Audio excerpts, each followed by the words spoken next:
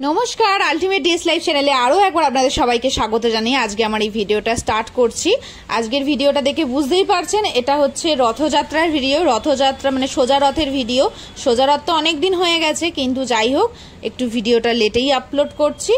তো আজকের যে ভিডিওটা সেটা হচ্ছে আন্দুলের রথযাত্রার ওপরে। এবার আমি গেছিলাম আন্দুলে, আমার বাপের বাড়ি। এখানকার রথযাত্রা খুবই বিখ্যাত। তো এই রথযাত্রাটা হচ্ছে হাওড়া জেলার 7টা খুব বহুল প্রচলিত এবং খুব বিখ্যাত রথযাত্রা উৎসব পালিত হয়। অনেক জায়গায় পালিত হয়, তার মধ্যে 7টা সব থেকে পপুলার, তার মধ্যে এটা একটা অন্যতম। এটা হচ্ছে কুণ্ডু চৌধুরী বাড়ির রথযাত্রা, যেটা হচ্ছে হাওড়ার মৌরি রথতলায় হয়ে থাকে। রথযাত্রার দিন আমি, বৌদি, মিজরি, রনাকের পাপা 5 জনে মিলে গেছিলাম রথযাত্রা দেখতে। এবং তার সাথে দাদা আগে থেকে যেহেতু হরিনাম করে রথের মধ্যে, তো দাদা আগে থেকেই চলে গেছিল। আর এই রথটা হচ্ছে প্রায় 220 বছরেরও বেশি পুরনো একটা রথ।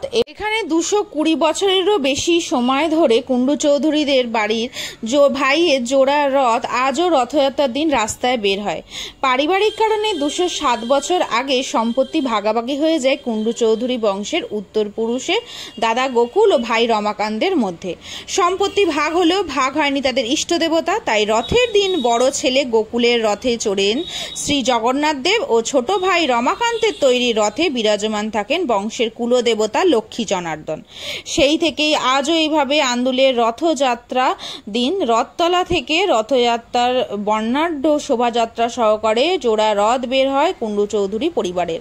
পূর্বে রথতলা থেকে রথ বেরিয়ে মাসির বাড়ি গেলেও বর্তমানে সেই স্থান ব্যবহারের অযোগ্য হয়ে পড়ার কারণে এখন আর সেখানে না গিয়ে তালতলা পর্যন্ত যায়, যেটা তালপুকুর ধার হিসেবেও বেশি বহুল প্রচলিত একটা জায়গা। সেখানে 2টি রথ রেখে দেওয়া হয়। এরপর পরিবারের সদস্যদের কোলে চড়ে রথের দিনই বাড়িতে ফিরে আসেন শ্রী জগন্নাথ দেব ও শ্রী লক্ষ্মী জনার্দন।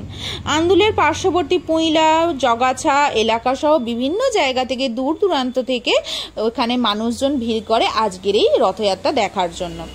আর এখানে রথযাত্রার দিন এতই ভিড় হয় আপনি বুঝতে পারবেন না যেখানে আপনি অষ্টমী নবমীতে ঠাকুর দেখতে বেরিয়েছেন নাকি রথযাত্রা দেখতে বেরিয়েছেন, এত ভিড় হয়। এখানে জিলিপির দোকান তো লাগবেই, স্বাভাবিকভাবে জিলিপি পাঁপড় ভাজার সাথে সাথে বিশাল মেলা লাগে। যেমন ধরুন নাগরদোলার মেলা, বাচ্চাদের খেলনা, পুতুল, চুবড়ি, শুধু তাই নয় অ্যাকোরিয়ামের মাছ পর্যন্ত এখানে বিক্রি হয়। কি সুন্দর মাছগুলো দেখতে লাগে। আর তার সাথে বিভিন্ন রকম ঘর সাজাবার জিনিস, খাবার দাবার, বাচ্চাদের খেলনা তো সব থেকে বেশি বিক্রি হয়, মেয়েদের সাজগোজ। আবার এখন দেখছি যে একটুখানি ফাস্টফুডেরও দোকান লেগেছে। আগে ছোটবেলায় অতটা দেখতাম না, মানে একদম ছোটবেলায় দেখতাম না, আমি যখন 9-10-এ পড়ি তখন থেকেই দেখতাম যে ফাস্টফুডের দোকান লাগতো। তারপরে বিভিন্ন রকম বাহারি জিনিস, ফুচকা, পাপড়ি চাট, এইসবের দোকান তো লেগেইছে। তার সাথে সাথে যেটা লেগে থাকে সেটা হচ্ছে আইসক্রিম। এটাও অন্যতম, মানে সব রকম যত রকম হয় একটা মেলাতে দোকান সেই রকম রাস্তার দুধারে মানে যায় মেলা লাগে। আর এই যে মানুষটাকে দেখলেন, ইনি হচ্ছে আমার স্কুল ফ্রেন্ড। তো রাস্তায় হঠাৎ দেখা হয়েছিল, তো একটু কথাবার্তা হলো, অনেকদিন পর দেখা সাক্ষাৎ হয়েছিল। আর এইখানে মিজরির মায়ের কোলে, রনাকের পাপার কোলে। আর আমি এদিকে দৌড়ে দৌড়ে যাচ্ছি কি কখন একটুখানি রথের দড়িটা ধরবো বলে, কারণ আমাদের যেতে যেতে একটুখানি লেটই হয়ে গেছিল, মানে ততক্ষণে রথের দড়ি টান পড়ে গেছিল। আর রাস্তায় যেতে যেতে জোরে তাড়াতাড়ি পা চালাতে দেখি মানে রথকে ধরে ফেলেছি আর কি। আর এখানে প্যাকেটে করে সেদিনকে ছোঁড়া হয় হচ্ছে বাতাসা, নকুলদানা, ঠাকুরের প্রসাদ হিসেবে ছোঁড়া হয়। যে পায় সে ঠাকুরের প্রসাদটা পায়। তো আমি এখানে একটা পেয়েছি, ব্যাগে ঢুকিয়ে নিয়েছিলাম। তো এটা হচ্ছে ঠাকুরের প্রসাদ, এরমভাবে ছোঁড়া হয়। 2টো রথ আগেই আমরা বলেছি। আর এই 2টো রথ কিন্তু সারা বছর রথতলাতে এরমভাবেই রাখা থাকে। এই রথটা পুরোটাই লোহার তৈরি। আর এখানে বাচ্চারা বসে বসে রথের মধ্যে যায়। বাচ্চা মানে ওই 6-7 বছর, 8-10 বছরের বাচ্চারা বসে বসে রথের মধ্যে চড়ে সোজা রথে যেখানে মানে স্ট্যান্ড করানো হয়, রথটা যেখানে রাখা হয় তালতলায়, তালপুকুর ধারে, সেখান পর্যন্ত বাচ্চারা চড়ে চড়ে যায়। আমার দাদা যখন ছোট ছিল, আমি যখন ছোট ছিলাম তখনও কিন্তু এইরকমই যেতাম। আর এখানে রথের মধ্যে হরিনাম তো হচ্ছেই। আর এই যে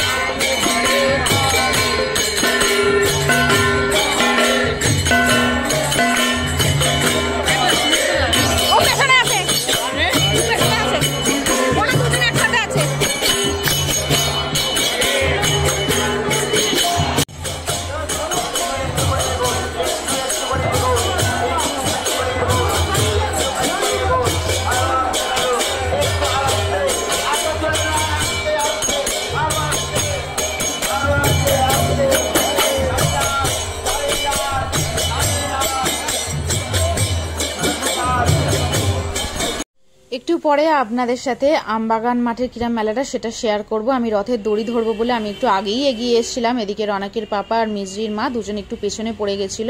আর এখানে কিন্তু লক্ষ্মী জনার্দনকে এরকম ছাতা করে মানে নিয়ে যাওয়া হয়। প্রথমে একটা রথ যায়, তার কিছু পরে কীর্তন হয়, তার কিছু পরে আবার দ্বিতীয় রথ যায়।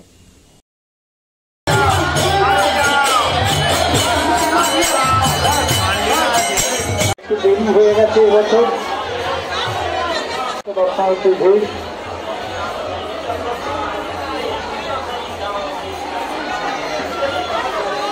তো সেই জন্য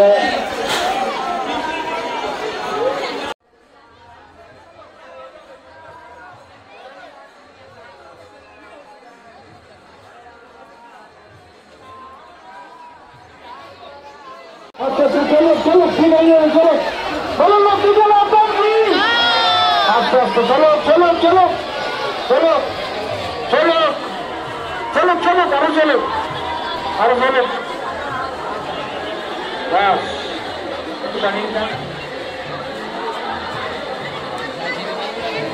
রথ চলাকালীন রথের পাশ দিয়ে নিয়ে যাবেন না, বারবার একই সতর্ক জানি। আমরা এত অসংখ্য দর্শনার্থী এসেছেন এই মেলায় উপভোগ করতে, তাদেরকে স্বাগত। একটা ছোট রথ তারপরে বের হয়েছিল, সেই ছোট রথটাতে রনাকে মিজরিকে টান দিয়েছিলাম। সেটা হচ্ছে কোনো একটা বাড়ি থেকে বের করেছিল। যাই হোক, তারপরে দুটো বাচ্চাকে আমবাগান মাঠে একটুখানি দোল্লা চাপিয়েছিলাম। এখানেও বিশাল মেলা লাগে, দোল্লা টোল্লা চাপিয়েছিলাম। কিন্তু এবছর রবিবার পড়েছিল বলে আমি এখানে আসতে পেরেছি। প্রত্যেক বছর তার রথযাত্রা রবিবার পড়ে না, সে বছর আসতেও পারি না, খুব মন খারাপ করে। আর যতই আমি বারুইপুরে রথের দড়ি টানি না কেন, প্রণাম করি না কেন, মনটা আমার এখানেই পড়ে থাকে রথের দিন। আর 100 বার আমি একটা কথাই সবাইকে বলে যাই বাড়ির, আমার ওখানে কি ভালো রথ হয় আন্দুলে। যে যার বাড়ির রথ মানে এলাকার রথ, একটা ছোটবেলা থেকে যেখানে বড় হয়েছি দেখেছি, সেটা তো ভালো লাগবেই। আর দুটো বাচ্চার জন্য প্রচুর খেলনা টেলনা কিনে, যে আম্মা টাকা দিয়েছিল সেই টাকাতেও কিনে, রনাকের পাপাও কিছু দিয়েছে, সেই সব কিনে কেটে এসছি। অর্ধেক খেলনা তো রাস্তাতেই ভেঙে ফেলেছে, এত শান্ত বাচ্চা আমাদের। এটাই হচ্ছে সেই কুণ্ডু চৌধুরী বাড়ি, যেখানে লক্ষ্মী জনার্দন আর জগন্নাথ দেব থাকেন। তো এই বাড়িটার ওপরে কোনোদিন যদি আসি কোনো ভালো অকেশানে বা দুর্গাপুজো বা কখনো যদি আসি, তখন আপনাদের ওপরে শেয়ার করব যেখানে কীরকম পুজো টুজো হয়। আপাতত আজকের ব্লগটা এই পর্যন্তই রাখছি। যদি